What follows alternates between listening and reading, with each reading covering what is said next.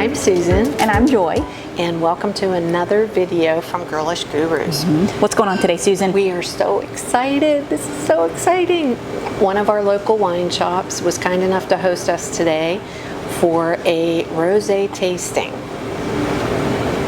And we thought, you know, summer, what a perfect time. Rosés are one of my favorite wines to drink. Delicious. So good. Have been for a long time, and for summer they're just perfect. With food, they pair with any food, which you'll hear us talk about, but also they're great just as a sipping wine on a nice summer evening. They're just great. So we are really looking forward to today. This is just a little sample. We're going to taste 4 different wines today. 1 a sparkling, the other 3 from different regions, and we're so very excited. Ready to get started? Let's get started. We're ready to taste and learn. Let's go. Here we go. Cheers. Cheers.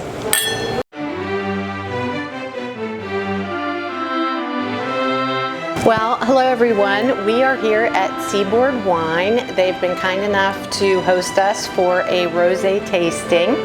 And we are here with our host, Doug Deasing, who's going to start us off on the tasting, and then some of his associates are going to help as well. Doug, can you tell us a little bit about the history of Seaboard Wine and how long you've been here, how you started, how things have been going since you have had the business? Well, we opened in 1997 down at Seaboard Station in downtown Raleigh. We were there for 21 years and moved here in the Five Points area back in 2018. So we're celebrating our 5th anniversary here in this location. Congratulations. Thank you. And prior to that, I've been in the restaurant, wine, and specialty food business for 40 years. Oh, wow. I've owned several restaurants in the area and a gourmet food store for a number of years. And then, so what started your decision to open the wine store and build it into something that it's become? Because it's a beautiful store. Thank you. Well, I had 2 business partners, and we had a gourmet food store in Raleigh called Simple Pleasures for many years, which we ended up selling in 1996. And so to continue my employment, I decided to open up a business because I had nothing else that I could do at that point. So our store had a wine department as well as many other departments. It was food, catering, all kind, coffee, everything. So I had a very strong background in food and food prep and restaurants and all that. But I also ran the wine department in the store. So it was kind of a natural progression to go ahead and open up a full service real wine store. And our location downtown was a very big store. We were we were the largest wine shop in North Carolina for many years. Wow. Until the big box stuff started coming in. But we were the largest for many years, and we're still one of the larger independent stores in the state. In the Raleigh area? Yeah. In the state? North Carolina? Okay. Well, and you have a very loyal following, I know. Yeah, we have been doing this for a long time, and we have a database that so we have a lot of customers sign up for our frequent buyer program, so we can access their history and all that. So it's been a good, and I've always had a business in this neighborhood. I've always had something here, so people have followed me from place to place. Yeah. But we have very loyal customers, very loyal. Yeah, cool. That's great. So, all right. Well, we ready to get started? I'm so excited about this. Okay, we'll get the first wine. Wonderful. All right, Thank you. I'm not sure you're going to want it, but I'm going to give you a little bucket in case you want to pour any out. I'm not going to need that. And then we'll just ask questions like I outlined for you, Doug, as we're tasting. Sure. If that's okay. Yeah. Okay. Thank you. Nice. And thank you. I guess I better take that too. These are nice, huh? Make it look professional here. Well, you are a professional. Yes, that's right. So would you like for me to go ahead and pour for you? Yes, please. Okay. Sure. So the first wine is from Austria. We've picked 4 rosés from Europe this time, 4 different countries. Okay. Europe still is, I think, kind of the gold standard for making rosés for the most part. Okay. So the first one is from a winery called Anton Bauer. Okay. It's in the Wagram Valley in Austria, which is located just northwest of Vienna, about an hour northwest. Okay. It's a winery I know quite well. I've been to his winery probably 8 or 9 times over the Really? years. Lucky you. On buying trips. So it's a blend of 3 grapes. It's a blend of Zweigelt, which is a Austrian grape, and then Syrah and Merlot. Okay. Okay. And Zweigelt is a grape that was, it's a crossed grape from 2 other grapes from Austria called Blaufränkisch and Saint Laurent. Okay. And Zweigelt tends to be a little on the lighter side, more like a Pinot Noir or maybe like a light red Zinfandel in body, which kind of gives the wine some fruitiness. And it's about a third of each of those 3 grapes that are in the wine. Okay. All done in stainless steel, so it's real crisp and fresh. It's just a really, one thing I like about rosés is that they go with so many different kinds of food. You can Yes, have them yeah. with shellfish, with brunch, with cheeses. I mean, they're very food friendly. And, you know, people still think of rosé being kind of a new beverage for the American market, which it still probably is. I mean, it's been an educational process getting people to try and drink rosés over the years. Right. But in Europe and other parts of the world, rosé has been consumed, you know, for generations, for centuries. Right. So nothing new. But anyway, this is a really well-made wine. I thought it was a fun one to start with. Anton is a very talented winemaker and probably one of the most respected winemakers in that particular region in Austria. Wonderful. All right. Okay, so test it for legs, right? These are going to have very little sugar content to them, even though some people think rosés are on the sweet side, but all the rosés we're tasting today are going to be on the dry side. Which is what I prefer. Me as well. And see, I became obsessed with them in like 2009 when I went over to the south of France and stayed for a few weeks in Provence and started drinking them there. And ever since then, much to my friends couldn't understand, why are you drinking? They thought it was white Zinfandel, Well, right? Provence is the motherland of rosé. I mean, Yeah. that's more rosé is consumed in Provence than in any other Which wine makes region. sense. Yeah. Yeah. But my yeah. friends all thought I was crazy. White Zinfandel. And Yeah. you're drinking pink Right. wine. What are you doing? Yeah. Oh yeah. no, it's delicious. It is so good. And what makes Austria a good area for growing rosés? So it really depends on the grapes they use. And so Zweigelt, the reason why they crossed those 2 grapes to make Zweigelt is because they needed a grape that was earlier ripening, because in Austria it's a cooler growing area. Okay. They don't get as ripe as they would, say, in California. Right. And also there's soil content and everything else is there. But Syrah, in this particular area of Austria, Syrah and Merlot and Cabernet can grow quite well. And Zweigelt kind of grows everywhere. Zweigelt's the most widely planted red grape in Austria. Wow. So it kind of is, you can find Zweigelt in almost any wine growing region in that country. So fascinating. And I never heard of that grape Well, before. neither have I. Mean, I know very little about German wines, very little at all. So for me, this is an interesting kind of education. The Zweigelt is, the red wines that they make with Zweigelt are delicious too. And they're not heavy. They tend to be more like a Pinot Noir in body. They can be a little heavier than that, and they're not really too fruity. And you could put a slight chill on them, like a Beaujolais. But they also, in a blend like this for a rosé, it kind of lends a little bit of that high crisp fruit to it, like a the tart red crispness cherry. is right there. Yes. Yes. Yeah. And that's what I Yeah. like about it. And Yeah, they're it's a so terrific refreshing blend. for summer. I'm trying to Yeah. see what kind of fruit I can taste on. Just It's cherries and strawberries. It is. Yeah. It's very berry. Without being candied like No. tasting a Jolly Rancher. Right. It's, Which is more of a, to me, is more melony. More of a melon type of flavor. yeah, this has a nice little bite of like almost a lime zest on the finish. It's You're good. right, Yeah. it does. And that's why I think it goes with so many foods. If you're not sure what to drink with your meal, a rosé is always a good choice. Right. I love it. do Rosé too. every day. Yeah. Isn't that what they say now? Rosé every day. That's very good. Very nice. Smells so good. All right. On to number 2. Yeah. To number Okay. two. Number 2. We're not going to waste it, right? What are we gonna do with it? I'll bring more glasses. How's that? Well, You I might feel, have to stay over. I feel like I can't wait for the This is bubbly. one of my favorites. The bubbly is what I'm Thank you. most excited about. And the reason why we do the bubbly last is because when you're doing a wine tasting, if you start, a lot of people will want to start with bubbles because usually, like if you're out of Right, a restaurant or that's- whatever. But the texture and the bubbles actually kind of dull the palate, so the next wine Really? never tastes quite as good as it should. Well, that's an interesting so lesson. we always end with bubbles because that's kind of it brightens your palate back up, and Yeah. it's refreshing, and it doesn't dull your senses. You can talk about that? What in an the beginning. interesting piece of information to have. I like that. Oh, you can pour wherever you want. Go ahead. Okay. And this one we're having next is one of my favorites that I get here. Yeah. Okay. Excellent. So this next wine we'll be talking about is Houchard. This is from Provence. That's why. See? All right. Look So at this it. is a classic provincial Rosé, Grenache, Syrah, Mourvedre, Cinsault, Cabernet Sauvignon.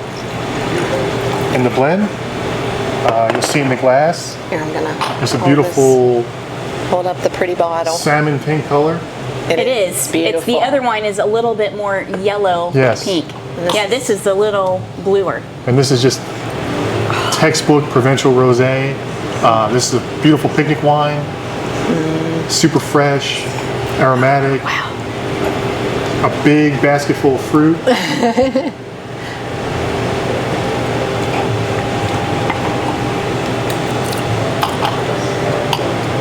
It's butterier Yes. it than is. the other. Not quite Yes. as. There's a little less bite, I guess. I don't So you know. get a little bit of that, you get that It's nice less fresh citrus. acidity, Yeah. little hints of grapefruit kind of on the finish, and then the limestone soil really kind of gives you that nice Okay, like there's the minerality. mineral. Yeah. Yes. You taste that for sure. I love the color. This. I'm And sorry, hey, go ahead. do you want to introduce yourself Yeah, to our my- audience? My name's Andrew. I've been with Seaboard since almost a year now. It'll be a year in August, and love every minute of it. It's a great experience. I've been in the industry a very, very long time, and this has been one of the best experiences so far in my wine journey. Very good. Well, I don't know how it could be bad. I know. Yeah, it's a beautiful store, and, It is. Oh, yeah, it's you know, beautiful. great location, and really, really fantastic staff. Doug's an amazing owner, does a great job, and we really includes everybody in the process of how we bring wines in, and And you you're know. you're a staple here in Raleigh. So. yes, yeah, Yeah. institution. Yes, Definitely. that's If right. you're in the area, you need to get down here and don't just taste the wine, but buy a bunch of it because it's good. Absolutely. Yeah, this is one of our best-selling rosés, yummy. year in, year out, vintage after vintage. Just very I like this consistent, very traditional in style. The Keogh family has been in Provence a very, very long time, and they own That's the largest amount of delicious. land in Provence. Do they really? And in Wow. Châteauneuf-du-Pape, which is Yes. just east. Well, not just east, but about 200 kilometers or so east of. Have you been? Yeah, many, very many, nice. many times. In a previous life, I used to travel a lot to Europe and spent a lot of time in the south of France. Not at this particular property, but always beautiful. It it's is, just isn't it? Yeah, it really is. It's almost like fairy tale like.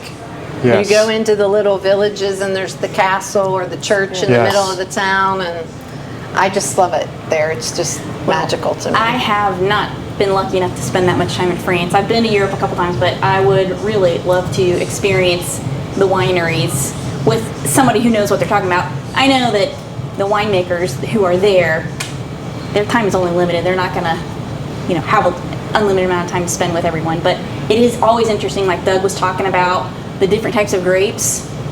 That's always so interesting to me because as Americans, we aren't fully aware of what goes into winemaking per se. It's only a new kind of science here. So for me, it's fascinating to learn about all the different grapes and etc. So this is really good. It's a beautiful journey. Yeah. Yeah, this is a little heavier than the first one, but that's not a bad thing. It feels just different. buttery. Now, is it aged in stainless? This is very fresh. So they harvest of this them? really quickly. Okay. And they press and then Young they bottle wine. it. It's about 35 years old, the vines. So not super old, but not super young. But this wine is definitely meant to be enjoyed. Just, open and enjoy it. And that's Yes, the right case with most rosés, right? They aren't aged like Yeah, other yeah. wines might be. So Unless you go like Cru Class A level, something like that. Some Okay, so wines now from you're Tavel. talking about what I don't understand about wines. Right. that's kind of advanced. Yeah. So most rosé is just, I mean, enjoy it. It's fun. It's think summer, think summer salads, Right. picnics. Great summer wine. Yeah. Yes. Okay. Okay. Very good. It's delicious. I hate to say goodbye to this one. I'm going to have to get to know it a little better. It's a beautiful little wine. Yeah. It is. It's wonderful. I'm glad you enjoyed. Oh yeah, delicious. Thank you. Thank you. You're welcome. Introduce yourself Okay. to us. Hi, my name is Aaron. I've worked at Seaboard for 3 years, and I've been a customer a little bit longer than that. So I've had a lot of kind of experience and just general interest in wine. It's a really fun place to work because you can always come here and learn something new. Right. No matter how much experience you've had, there's a lot of opportunities interacting with customers. Our wines are a little bit more small production, so they change every year with vintage, and especially rosé. It's always fun to see it come in every year and then see how it's changed the blends, the style. I was born in California, so I have a little bit of a background just in general, growing up around like vineyards and just general environment, of course. Seaboard was the first wine store I went to when I turned 21 and was able to get some experience, and it just really kind of caught my attention. Wine in general is just very interesting. Wanted to be able to go to a restaurant and look at a list and understand what's there. And we work closely with our distributors. They care about what they bring in, we care about what we bring in from them. So we have an opportunity to try a lot of the wines before we put them on the shelf. That even just helps us to get an idea of how they change every vintage as well, because it's a lot to keep up with. So previously you did the Huchard Rosé, which is predominantly using Grenache, and in Spain we call it Grenache. So predominantly we've got the same varietal with a different name, Grenache. This is what you would call a claret rosé because they use a white varietal as well. So it's 60% Grenache, it's 30% Viura, which is the white, and it's got 10% Tempranillo, which is all very much classic Spanish varietals. So it's a little bit more appealing to someone who drinks white wine. Let's go. Let's give it a try. You ready? Yeah.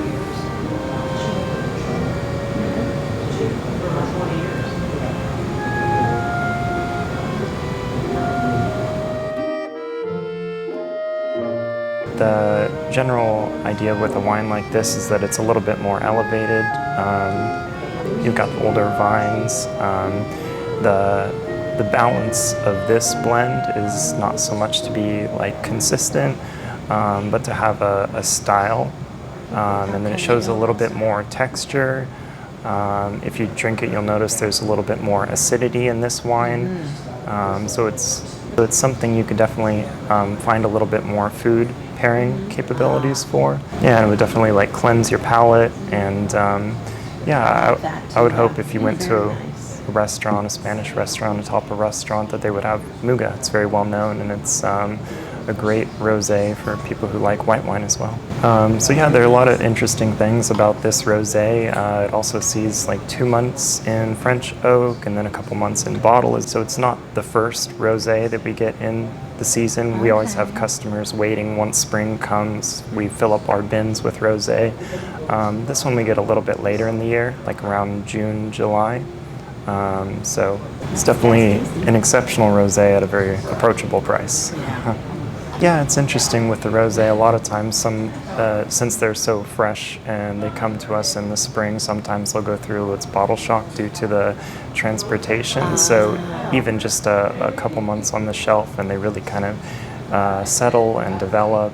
And the time frame to drink a rosé definitely usually is like the first 6 months when they're available is when they're most fresh and pleasant and approachable. But definitely a rosé like this can easily go another 6 months, and you could drink it the following year and it would still be great. Thank you so much. Yeah, absolutely. We appreciate it. So now we're in Sicily. Right, and here's the bubbly we're going to be tasting. Okay. It's a bubbly from Sicily. The winery is called Gorgi Tondi, owned by two sisters who inherited the property from their grandparents. How wonderful. And what I love about this winery, and just as a full disclosure, all the wines we're tasting today are all wineries that I've been to. So Great. not only are they Yes. great wines that we saw a lot of, but also I've been there and met the winemakers Personal and walked the experience, yes. vineyards. And so I kind of have a personal connection with all these wines. That's You so have a good. horrible life, don't you? Well, they're being in the wine business. You know, it's the pay is terrible, the hours stink, the competition is fierce, but we do get to travel. Yeah. And we do get to drink on the job. So there's some really good benefits there. There's And perks. in Yeah. fact, you are encouraged to drink on the job. Yes. We call it tasting. But yes, so Gorgitoni is owned by two sisters, and it's a wonderful property. They are all certified biodynamic vineyards. So no added sulfites, I love no that. chemicals, no pesticides. That's great. And very unusual feature about the winery itself is that the winery encompasses a World Wildlife Fund reserve. Really? So there's a WWF reserve Wow. located within the winery's vineyards itself. Which makes it an even more reason to buy this wine. So they have to plant their vineyards and everything around that because you That's can't. fantastic. It's It's protected. protected. Yeah. And even, you can't even walk into that area unless you have a WWF guide with you. So when I was at the winery, they brought us a guide, and we spent a whole day walking through the reserve with wild orange trees and herbs, and just it was absolutely amazing. And the winery is absolutely gotta beautiful. The vineyards literally roll up to the Mediterranean. Like Oh my God. You walk through the vineyards and you walk right into the sea. We gotta go. So they make terrific wines. They make mostly sparkling and white wine. This wine is made with a grape called Nero d'Avola, which is a widely planted grape in Sicily. And it's not fermented in the bottle like champagne, which in champagne you make a wine and then you put it into a bottle and you add yeast to it and you Right. cap it Right. and it ferments the second time to make the bubbles. Okay. This is made called the Charmat process, which is so this is fermented in small, very small steel tanks Okay. that are sealed. So when the wine's going through its fermentation, the yeast converts the sugar to CO2 into alcohol. Okay. So as the yeast is converting the sugar, the CO2 gets released and goes up the tank because CO2 rises. The tank is sealed, and so the CO2 is pushed back down into the wine, and that's how you get the bubbles. Wow. So this is how Prosecco is made as well. Prosecco is Oh, a very okay. Right. yeah, same process as Prosecco. But their wines are beautiful. This is a delicate, dry rosé, and this is a perfect brunch wine as far as Well, you know, I'm all and about shellfish. that. Great with shellfish. Okay. They eat a lot of seafood, obviously, in Sicily, and the Sicilian diet is really more Moroccan and African than it Really? is Italian. They eat a lot of couscous as opposed to pasta, Interesting. and a lot of seafood and shellfish. A lot I of- had no idea. That's interesting. That Yeah. is. Okay. All right. Well, cheers. Wow. Just a very light bubble. Oh, that is delicious. This particular style of winemaking with a sparkling wine, you don't get those really hard, firm bubbles like you would get with champagne, where it's like real Right. persistent. This is kind of more frothy and more, and a little more soft effervescence. That's what I was going to say. It's a little softer. So I have a question. So sparkling wines. This is considered a sparkling wine, even though it's made in Italy. I guess I always thought any sparkling wine made in Italy was considered a prosecco. Now, prosecco is made can only be made with the Glera grape. The Galera grape. So okay. prosecco is made with one particular grape. Got it. Sparkling wines can be made with whatever's And yes. from that particular area. And then is that this? So in Spain, Cava, is yeah. cava for all sparkling wines, or is it again? Cava is a wine in which typically it's from the region called Penedes, Okay. and it's made with 3 indigenous grapes. Okay. And anything outside of that area can be sparkling, but they can't label it Cava. Got it. It's just in the Champagne, I do Yeah. understand that. It has to be the Champagne region to be called Champagne. Right, and they only use 3 grapes in And that they region. same thing. So okay. So got that's it. very advanced for me. I know what they are. I know what Cava is. I know what Prosecco is, and I know what Champagne is. And Obviously, obviously, any sparkling from California can only be called sparkling wine because there isn't really a. Except Corbel, they'll still call us their sparkling wine champagne, but that's a whole different story. we can talk about that later. Yeah, I don't want to get into a lawsuit. No. No, we don't. Wow. Okay. But this particular wine is besides being a terrific place to visit, and you can visit it, and they will tour you around the winery, and then if you want to go through the reserve, you have to, they'll bring in a WWF guide. Wow. Okay. Because That you would be can't fantastic. touch That would be anything. Right. so much fun. Wow. And Sicily's just beautiful anyway, but the food is it's not all red sauce and pasta like you think it's No. going to be. It's a much different diet. Well, I think that's what's interesting about Italy is people assume it's the pastas and the red sauce, and if you travel around Italy, you find that's not the case at all. That every region has a different Exactly. kind Very of different food. cuisine, Because yes. like Tuscan food is a lot of meats and wild meats, and not a lot of pastas. Right.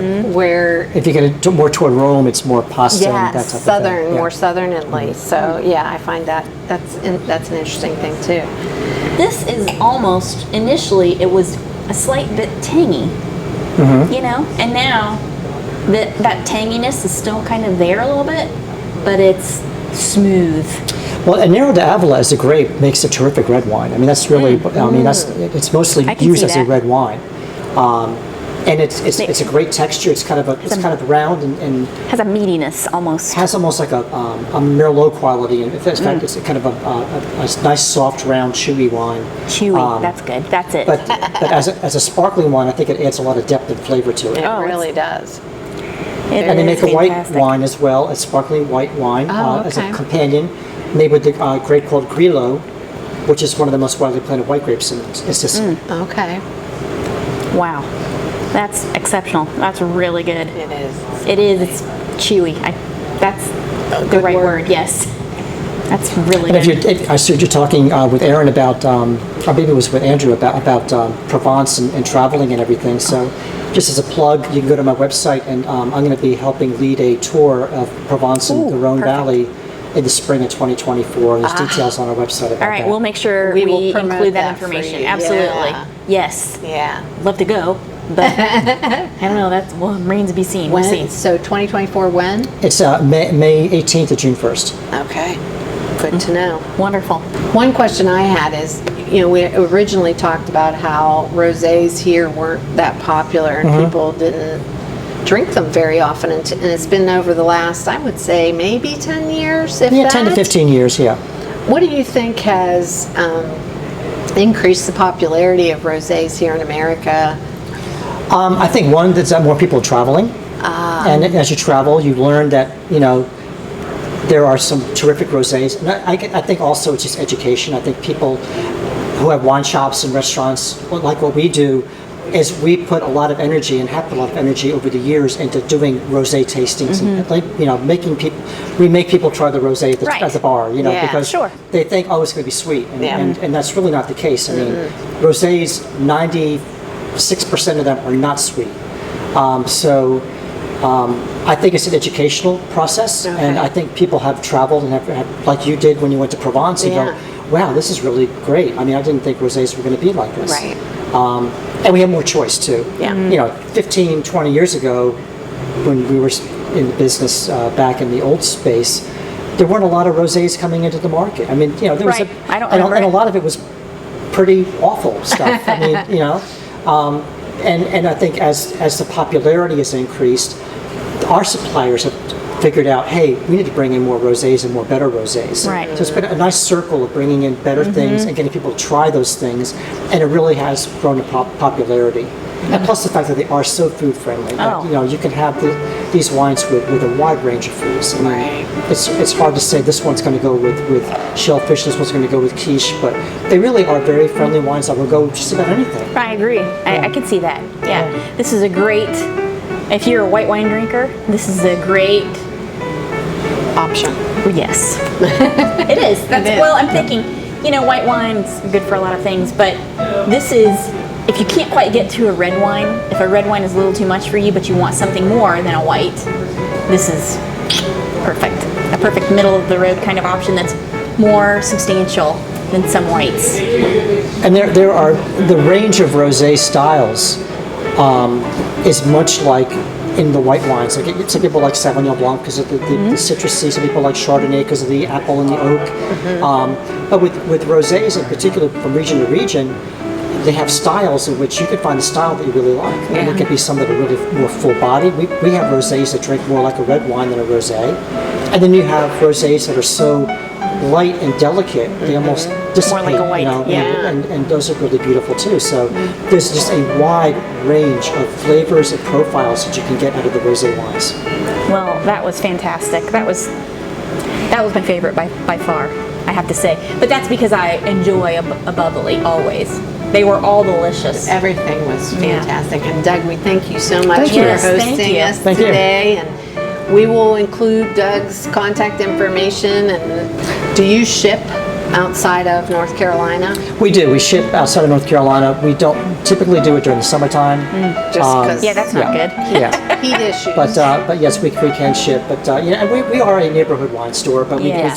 we do have some people that have moved away that we still send them wine now and then. So and we have a new website rolling out in a couple of weeks, so that all of our inventory will be online. at that Okay, point. great.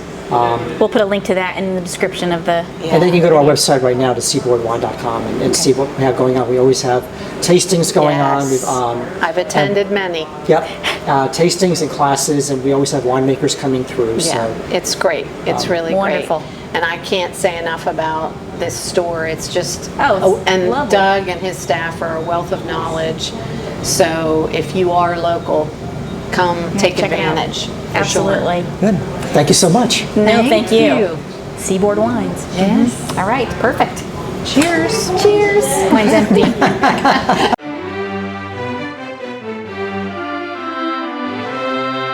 Well, I don't know that we've had a more fun. Afternoon. I can't think of one. I really can't. This, I think, is our best video session ever. And that includes Christmas cocktails. It includes Christmas cocktails for sure. We may have to come back for a red tasting, a sparkling tasting, a white tasting. If they'll allow us back, we That will would be come just back. such hard work. They were also gracious, and we learned so much. They're so knowledgeable. If you're in the Raleigh area and you don't know Seaboard Wines, Please. you really need to Stop by. come out here. They're fabulous. And they know so much about wine. I've learned so much in just this short period of time. I had no idea how intricate grapes and the wine industry, and it's just fascinating to learn all this information. And once they learn what you like, they keep a list of all the wines you've purchased, and they can say, well, you got this, you might like this wine. You know, if you liked this one, you might like this. They keep a list of all the wines you purchased, so they can make recommendations. Point you in And the right direction. Doug has such a wealth of knowledge and has been doing this for a long time, and so yeah, please stop by and visit. And we are very grateful and appreciative of their time and their knowledge today. Now, don't forget to give this video a like, share it on your social media, and subscribe to our channel while you're at it, because that allows us to make more fun content like this for you. Yes. And most importantly, we're going to put all the contact information for Seaboard Wines, and actually Doug mentioned in the spring he's going to be doing a tour. A wine trip to So France. we're going to include information about that in Yes. the description of this video, so make sure you check it out. Yes, please. Thanks for joining us. We had so much fun today. We did, and we'll see you in the next one. See you in the next one. Thanks. Bye-bye. Bye. Oh yes.